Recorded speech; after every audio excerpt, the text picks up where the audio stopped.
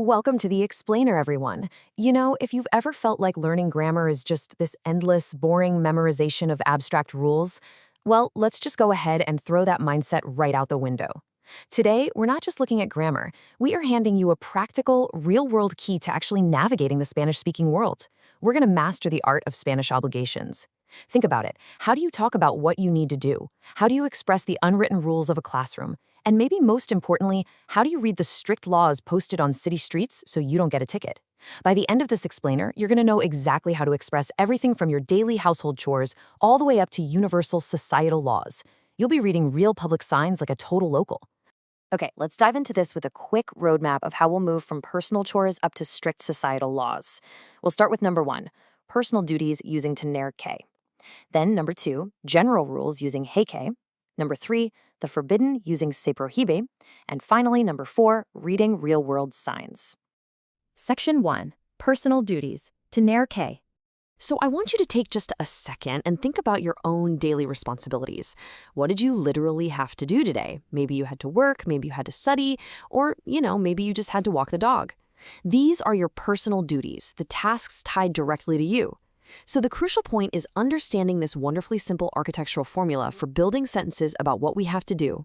First, you have your subject, who is actually doing the action. Then you conjugate the verb tener, which literally translates to have. Next, you add the magic little word que. And finally, you attach your infinitive verb, which is just the pure unconjugated action word. Think, to eat, to sleep, to work. Subject plus tener plus que plus an infinitive. Boom! This is your brand new engine for expressing personal obligation. Now, to make that engine actually run, you need the right key for the right person. I want you to think of these conjugations as your personal tool belt. It instantly unlocks the ability to talk about anyone's responsibilities. If it's me, yo, the verb becomes tengo. I have to, yo tengo que. For you, do, it's tienes que. For he, she, or formal you, él, ella, usted, we use tiene que.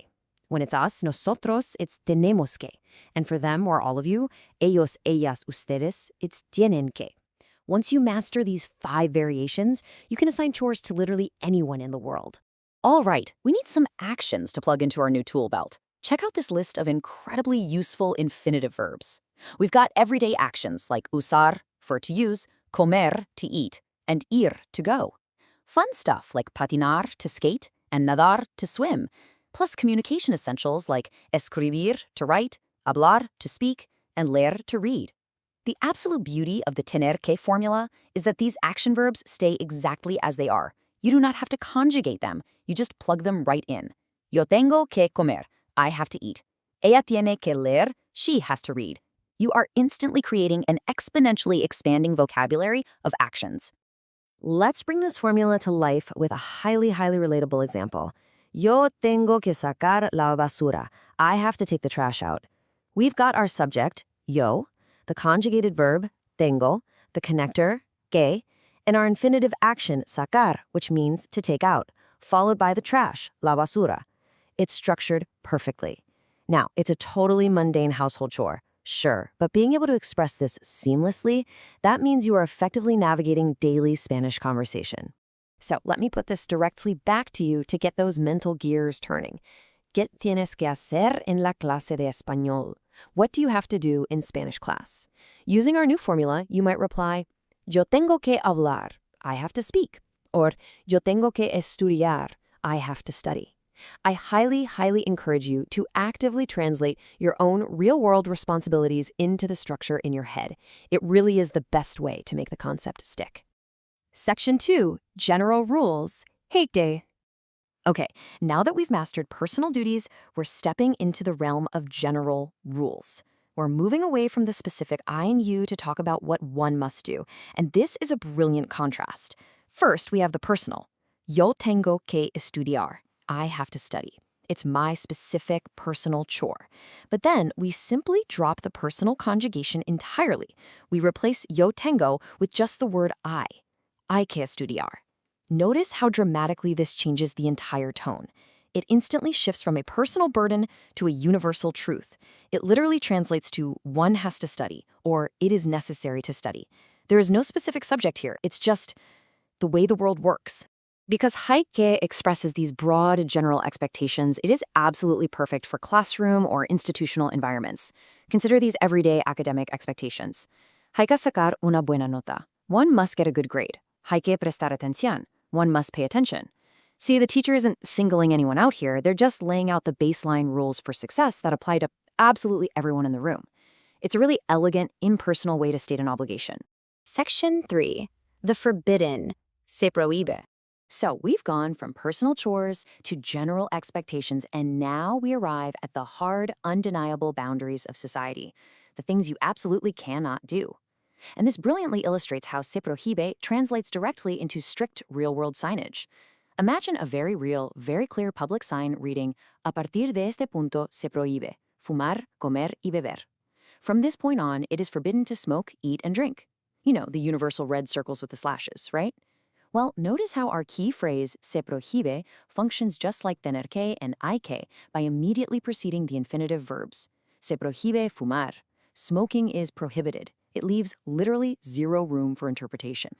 What's really fascinating here is that almost any verb can follow se prohibe depending entirely on the context. Let's run through some everyday actions. Usar, patinar, hablar, practicar, bailar, dibujar, enseñar, nadar, montar, estudiar. Normally, these are totally fine, but imagine you're in a quiet library. Suddenly, se prohíbe hablar. Talking is forbidden. Or you're on a crowded pedestrian sidewalk. Se prohíbe patinar. Skating is banned.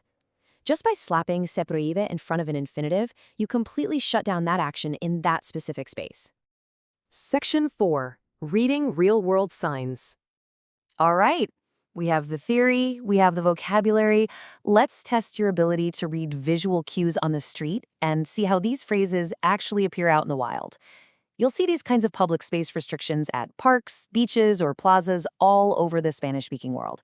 The cool thing is, even without the text, combining your knowledge of se prohíbe with universal visual icons makes you instantly fluent in public conduct. See a person running with a slash through them? Instantly you know, se prohíbe correr. See a bicycle? Se prohíbe montar en bicicleta. See a grill? Se prohíbe cocinar. The grammar rule is literally drawn out for you in universal symbols. To truly master navigating the real world, though, we need to apply this to driving, because let's face it, that is arguably where understanding restrictions matters most, to keep you out of trouble.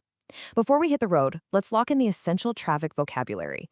We have girar a la derecha, which is to turn right, girar en U, to make a U-turn, girar a la izquierda, to turn left, and estacionar, to park. Let's see how se prohíbe completely changes how you interact with these four actions. Imagine you are driving down a busy avenue in Madrid or Buenos Aires. You have to process information rapidly. You spot a U-turn arrow heavily slashed out. Your brain mentally combines the rule and the action, se prohíbe, girar en U. Then an arrow pointing left, also slashed out. The rule instantly registers, se prohíbe, girar a la izquierda.